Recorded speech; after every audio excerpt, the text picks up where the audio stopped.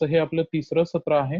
मागच्या भागामध्ये जसं मी तुम्हाला सांगितलं होतं की पुढच्या वेळेला आपण ॲनिमियाच्या बाबतीत गरजेचं असणारं रक्ताभिसरण म्हणजेच ब्लड सर्क्युलेशन म्हणजे काय हे पाहणार आहोत. आणि त्यामुळंच आजचं आपलं जे सत्र आहे ते आपलं पूर्णपणे ब्लड सर्क्युलेशन या विषयाशी संदर्भात असणार आहे. तर मग सुरू करूयात आपल्या या आजच्या सत्राला. सर्वात अगोदर आपण मागच्या सत्रामध्ये काय काय पाहिलेलं आहे ही थोडक्यात त्याची आपण उजळणी करण्याचा प्रयत्न करू.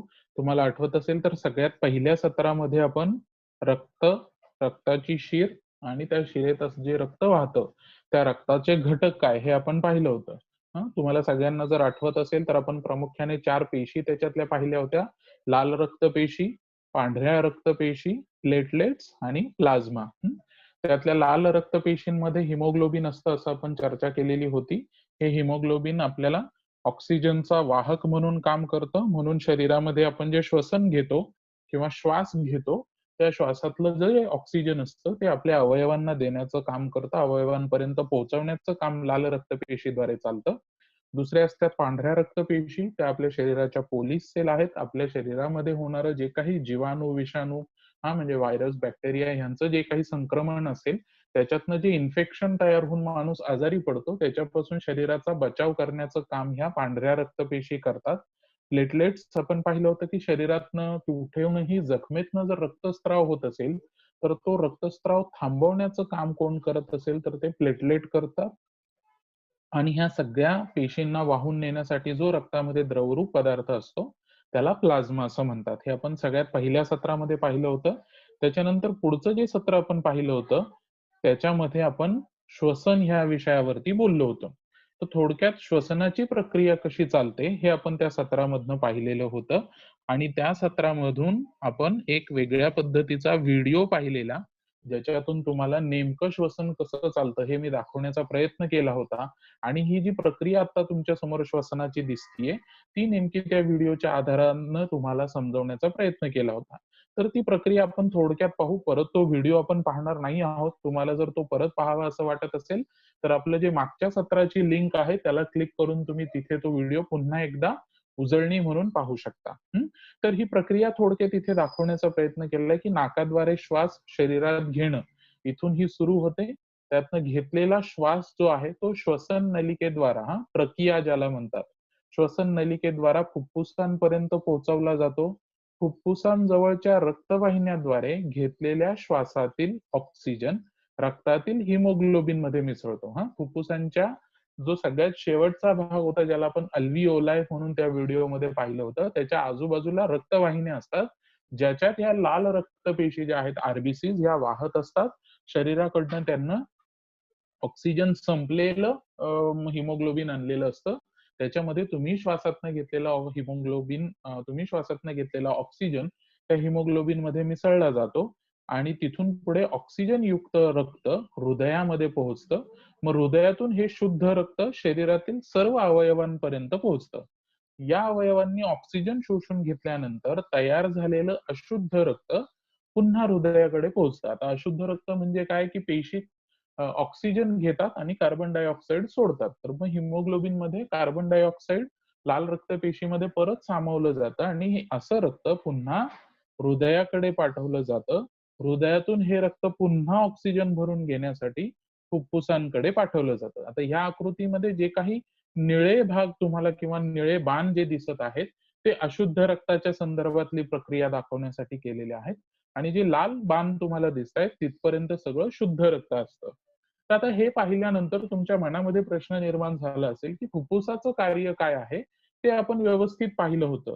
पण मग तसंच हृदयाचं सुद्धा कार्य काय आहे हे आपण असं ह्या पद्धतीने पाहण्यापेक्षा जर प्रत्यक्ष एखाद्या व्हिडिओतनं पाहिलं तर आपल्याला ते अजून चांगल्या पद्धतीने समजू शकतं किंवा नेमकं हे शुद्ध अशुद्ध रक्त काय हृदयात कसं काम चालतं हे पाहण्यासाठी आपण आज 2 व्हिडिओ पाहणार आहोत. पहिला व्हिडिओ जो आहे तो तुम्हाला रक्ताभिसरण म्हणजे सर्क्युलेटरी सिस्टीम बाबत सांगणार आहे. तर त्या व्हिडिओला मी आता सुरुवात करतो. ठीक आहे. सर्क्युलेटरी सिस्टीम म्हणजेच रक्ताभिसरण संस्था. तर ही नेमकी कुठे असते आपल्या शरीरामध्ये? जर आपण आपल्या छातीवरती हात ठेवला तर आपल्याला हृदयाचे ठोके लक्षात येतात. प्रत्येकाने जर आपली मूठ वळली आणि तुमच्या मुठीचा साधारणतः जेवढा आकार असतो, शक्यतो तितकाच आकार आपल्या हृदयाचा असतो. तर आपल्या बरोबर छातीच्या पिंजऱ्याच्या मागे, आता तुम्ही जिथे हृदयाची आकृती पाहू शकत आहात, या ठिकाणी हृदय असतं. तर ह्या पद्धतीने पुढून आणि मागून ह्या हृदयाची रचना दाखवण्याचा प्रयत्न केलाय आणि हे हृदय शरीरामध्ये, आता इथे निळी रक्तवाहिनी आणि लाल रक्तवाहिनी अशा 2 प्रकारच्या रक्तवाहिन्या तुम्हाला हृदयातनं निघताना दिसत आहेत. आता मध्ये जे दिसतंय तुम्हाला, ज्याची फडफड सुरू आहे, ते साधारणतः आपलं हृदय असतं. तर आता या हृदयातनं काही ऑक्सिजन भरलेलं जे रक्त आहे, ज्याला आपण आर्टरीज म्हणतो, या आर्टरीज मधनं शरीरामध्ये पोहोचवलं जातं आणि परत अशुद्ध रक्त, ज्याला वेन म्हणतात, जे निळ्या भागामध्ये तुम्हाला दिसतायत, या परत शरीरामध्ये अशुद्ध रक्त जे आहे ते हृदयामध्ये आणण्याचं काम करतात. म्हणजेच हृदयातून रक्त प्रवाह शरीराकडे पोहोचवला जातो, जे तुम्हाला इथे लाल रंगाच्या रक्तवाहिन्या, ज्याला आपण आर्टरीज म्हणतो, आणि शरीराने वापरलेलं आणि अशुद्ध झालेलं असतं रक्त परत शुद्ध होण्यासाठी हृदयामध्ये आणलं जातं, जे निळ्या स्वरूपात दिसतंय. ही हृदयाच्या आतली थोडक्यात रचना आहे. हृदयाची अजून चांगल्या पद्धतीची आकृती मी तुम्हाला पुढच्या दुसऱ्या व्हिडिओमध्ये दाखवणार आहे. साधारणतः ढोबळ मानाने हृदयाला 2 कप्पे आणि त्या 2 कप्प्यांचं परत वर आणि खाली अशा 4 कप्प्यांमध्ये रूपांतरण होतं. त्या बाबतीत आपण पुढच्या व्हिडिओमध्ये पाहणारच आहोत. पण ढोबळ मानाने हे हृदय जर आपण आडव्या पद्धतीने जर त्याला छेद दिला, तर या पद्धतीची रचना आपल्याला त्याच्यातनं दिसते. इथे तुम्हाला उजव्या बाजूला आता जो हात दिसतोय तिथे 3 झडपा असतात. डाव्या बाजूला 2 झडपा असतात. आणि मग परत डाव्या बाजूतनं काही वेगवेगळ्या झडपा फुफ्फुसांकडे जाणारी एक असते आणि एक शरीराकडे पाठवणारी एक असते. तर आता नेमकं हे हृदय काम करतं कसं, हे आपण पुढच्या काही मिनिटांमध्ये पाहणार आहोत. जर तुम्ही इथे पाहू शकत असाल, तर तुमच्या डाव्या बाजूला निळं रक्त सगळं दिसतंय आणि उजव्या बाजूला लाल रक्त दिसतंय. याचाच अर्थ काय? फुफ्फुसांकडनं रक्त लाल रंगाचं असतं, ते आपल्या हृदयामध्ये उजव्या बाजूला येतं आणि तिथून ते आपल्या शरीरात पोहोचवलं जातं. हे पहा, हे फुफ्फुसांकडनं आलेलं रक्तप्रवाह थोडक्यात ढोबळ मानाने दाखवण्याचा प्रयत्न केलाय. शुद्ध झालेलं रक्त फुफ्फुसांच्याकडून उजव्या बाजूच्या हृदयाच्या, सॉरी, डाव्या बाजूच्या कप्प्यामध्ये येतं आणि इथून ते साचवलं जातं. आणि जसं आपल्या फुगा जर आपण एखादा पाण्याने भरला आणि जर त्याला आपण एकत्र दाबण्याचा प्रयत्न केला, तर जसा फुगा दाबल्यानंतर त्याच्यातलं द्रव बाहेर येईल, तसंच काहीसं हृदय आकुंचन पावलं म्हणजेच काय, कॉन्ट्रॅक्ट झालं, तर त्याच्यातलं जे रक्त आहे ते पुढे वेगळ्या शिरेमध्ये जाऊन ते आपल्या शरीरामध्ये पोहोचवण्याचा प्रयत्न केला जातो. हे पहा, आता तुम्ही जर पाहू शकत असाल, तर हे आर्टरीजच्या द्वारे शरीरातल्या सगळ्या अवयवांपर्यंत आणि सगळ्यात शेवटी कॅपिलरीज, ज्याला केशनलिकासारखा आकार असतो, म्हणजे खूप लहान स्वरूपाच्या त्या कॅपिलरीज असतात, तिथपर्यंत हे रक्त पोहोचतं आणि अवयवांनी ते वापरल्यानंतर वेन्सद्वारे ते अशुद्ध रक्त पुन्हा हृदयाकडे आणलं जातं पूर्ण शरीरातनं. आणि या वेळेला मात्र हे जे निळं तुम्ही आता रक्तवाहिन्यांचं जाळं पाहताय, हे पुन्हा कुठे जातं? तर हृदयामध्ये जातं. का? तर तिथून पुढे ते फुफ्फुसांकडे पाठवलं जातं. हे पहा, इथे उजव्या बाजूला तुम्हाला जो हृदयाचा कप्पा दिसतोय, ह्याच्यामध्ये हे अशुद्ध रक्त आता इथे आलेलं आहे आणि ह्या पद्धतीने हे रक्त ह्यामध्ये भरलं जातं. एकदा हा कप्पा पूर्णपणे भरला, की जसं आपण मगाशी फुग्याची उपमा पाहिली, की फुगा दाबला तर त्याच्यातलं द्रवरूप पदार्थ बाहेर येईल. तसंच उजव्या बाजूला जेव्हा आकुंचन हृदय पावतं, तेव्हा हा जो निळा प्रवाह आहे, हा कुठे पाठवला जातो? तर इथे पाहू शकाल, फुफ्फुसांच्याकडे पाठवला जातो आणि मग तुम्ही जो श्वासातनं घेतलेला जो ऑक्सिजन आहे, तो फुफ्फुसांपर्यंत आलेला असतो. तो पुन्हा रक्तामध्ये भरून घेतला जातो आणि त्याच्यातनं परत ते हृदयाकडे पाठवून डाव्या बाजूच्या झडपेमध्ये, हृदयामध्ये, डाव्या कप्प्यामध्ये ते साचवलं जातं.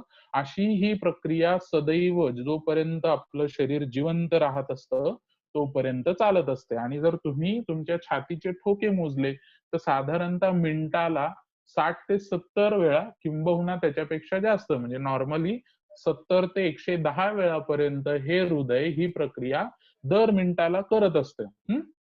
जर तुम्हाला हा व्हिडिओ थोडक्यात व्यवस्थित समजला नसेल तर आपण अजून एक पुढचा व्हिडिओ आहे त्याच्यामध्ये हे अजून सविस्तर आणि सोप्या पद्धतीने सांगण्याचं काम केलेलं आहे, तो पाहूया. हं? हे पहा, इथे हृदय आहे, याची धडधड सुरू आहे. हं? आणि आता ह्या हृदयामध्ये आत कसं काम चालतं हे पहा. 2 कप्पे आपण पाहिले, एक उजव्या बाजूचा कप्पा, एक डाव्या बाजूचा कप्पा. उजवा कप्पा तुम्हाला निळा दिसतोय. हं? आता तुम्ही हे आकृती समोरून पाहताय म्हणून तुम्हाला ते उलट दिसणार. हे पहा, जसं शरीराच्या शेवटच्या भागापर्यंत ऑक्सिजन वाहिलं जातं आणि निळा जो भाग झाला तो शरीरातलं अशुद्ध रक्त आहे. साधारणतः नेमकं प्रत्येक मिनिटाला काय घडतं आपल्या शरीरामध्ये आणि हे थोडक्यात इथे दाखवण्याचा प्रयत्न केला आहे. तर अशुद्ध रक्त हे पहा, या पद्धतीने हृदयामध्ये वाहून आणलं जातं उजव्या बाजूला. हं? आणि हे हृदयातनं पहा शुद्ध होण्यासाठी कुठे जातंय? हे जाळी जी दिसते दोन्ही बाजूला ते फुफ्फुस आहे आणि फुफ्फुसामध्ये तुम्ही श्वास घेतलेला ऑक्सिजन आहे. तिथून ते रक्त पुन्हा लाल बनून कुठे येतंय? हृदयात येतंय डाव्या बाजूला. बरोबर? आणि आता हे डाव्या बाजूतनं रक्त जे आहे ते पुन्हा कुठे पाठवलं जातंय? तर संपूर्ण शरीरामध्ये पाठवलं जातंय. कारण शरीराला जिवंत राहण्यासाठी आपण म्हटलं होतं तसं ऑक्सिजनची गरज असते.